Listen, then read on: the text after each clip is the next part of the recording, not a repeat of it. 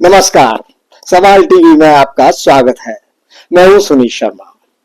मित्रों, राहुल गांधी की बिहार में पिछले 15 दिनों से चल रही बोर्ड अधिकार यात्रा का समापन हो गया है, लेकिन इस पूरी यात्रा के दौरान कहीं भी वो तथाकथित क्रांतिकारी नेता एक बार भी ठीक से दिखाई नहीं दिया जो बिहार में कांग्रेस का भावी चेहरा होने का भरम पाले हुए था।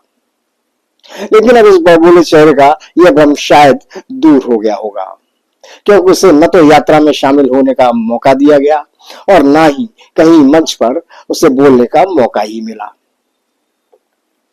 इतने हिंट्स पर आप निश्चित रूप से इस चेहरे को पहचान गए होंगे। जी हाँ, हम बात कर रहे हैं उसी कन्हैया कुमार की, जो कभी भारत के टुकड़े टुकड़े होने का भरम पाले हुए था, फिर भारत में वामपंथी झंडा लहराने का भ्रम भी पाला और अब बिहार में कांग्रेस का चेहरा होने का भ्रम पाले हुए है। वैसे कांग्रेस में शामिल इस वामपंथी बुलबुले की औकात तो उसी दिन पता चल गई थी जब यात्रा की शुरुआत में इसे राहुल गांधी वाले ट्रक पर चढ़ने ही नहीं दिया गया था। उस दिन का वीडियो देखकर बहुत से लोगों को इस ढोंगी वामपंथी की स्थिति पर तरस भी आया होगा, क्योंकि जिस तरह यह नकली क्रांतिकारी राहुल गांधी के साथ दिखने की मंशा से उनके ट्रक पर चढ़ने के लिए सुरक्षा कर्मियों से चिरौरी कर रहा था, वह वास्तव में इसके ऊपर तरस खाने लायक दृश्य ही था। लेकिन लगता ही है कि यह बहुत बेगैरत आदमी है। इतनी बेइज्जती के बाद भी लगा रहा और फिर यात्रा के दौरान सासाराम में आयोजित सभा में मंच पर पहुंचकर ही माना। हो सकता है कि इसे यह अपनी उपलब्धि लगी हो, मगर ऐसा था नहीं। दरअसल सासाराम में सभा के बाद मंच खाली हो गया था। तेजस्वी यादव और लालू यादव चले गए। सभा का लगभग समापन था। सभा का लाइव प्रसारण भी बंद कर दिया गया था। तब मंच पर कांग्रेस के कुछ और स्थानीय चटभैये नेता ही मौजूद थे, जो माइक पर अपनी भड़ास निकाल रहे थे।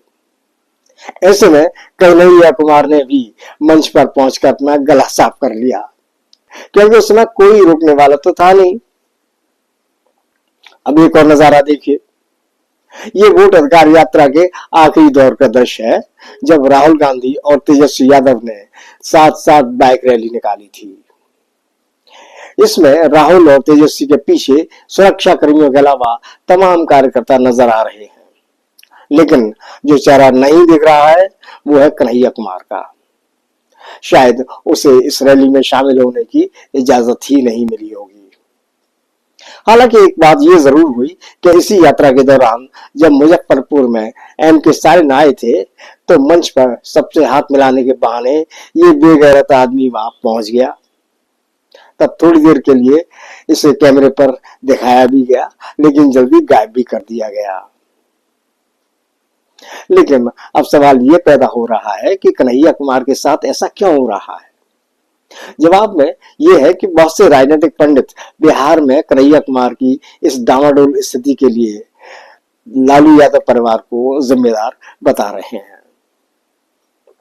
उनका यह कहना है कि लालू परिवार किसी भी स्थिति में कन्हैया कुमार को बिहार में पैर जमाने का अवसर नहीं देना चाहता। वैसे अगर ऐसा है भी तो इसमें कुछ गलत भी नहीं है। राजद सुप्रीमो लालू यादव अच्छी तरह जानते हैं कि बिहार की राजनीति में कन्हैया कुमार का प्रभाव बढ़ने पर सीधी चुनौती उनके पुत्र तेजस्वी यादव को मिलने वाली है, जो यादव परिवार को किसी भी सूरत में मंजूर नहीं होने वाला। वैसे राजद की सहयोगी कांग्रेस भी इस समीकरण को अच्छी तरह समझ रही है। इसीलिए शायद कांग्रेस अपने वोट अधिकारी यात्रा में कहीं भी कन्हैया कुमार को हाईलाइट करने से बचती रही है और शायद इसी वजह से आगामी चुनाव में भी कन्हैया कुमार को किसी विधानसभा क्षेत्र से टिकट देने से भी बचना चाहेगी। तो मित्रों, देश के कुछ वामपंथी पत्रकार भारत के टुकड़े टुकड़े होने का सपना पाले बैठे इस आदमी को भले ही शहीद भगत सिंह के दर्जे का क्रांतिकारी मानते रहे, लेकिन हकीकत यह है कि यह फर्जी क्रांतिकारी इन दिनों न घर के न घाट के वाली स्थिति में फंसा हुआ है। दिल्ली से यह दुत्कारा जा चुका है और अपने प्रदेश बिहार में लालू यादव परिवार इसको घुसने नहीं देना चाहता।